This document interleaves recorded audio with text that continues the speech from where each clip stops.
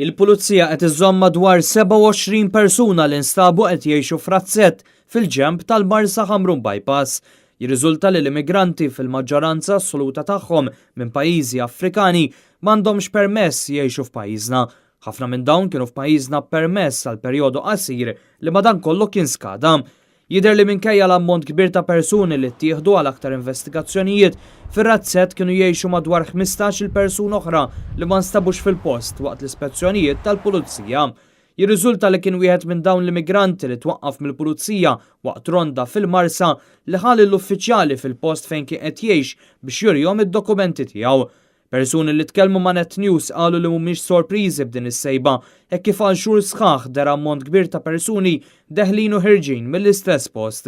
Għalulna wkoll kif jinsabu sorpriżi li l-awtoritajiet irrealizzaw biss issa b'dak li kien qed iseħħ aktar u aktar meta wieħed iżomm f'moħħu li fl-inħawi għal xhur sħaħ kienet għaddejja ħidma fil-bypass stess biswit l-istess razzett.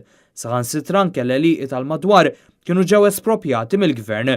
L-ispezzjonijiet saru mill-Pulizija mit-taqsima tal-Immigrazzjoni u tar-Rapid Intervention Unit. L-investigazzjonijiet tal-Pulizija għadhom għaddejjin u qed ikun interrogat ukoll is-sit tar-razzett.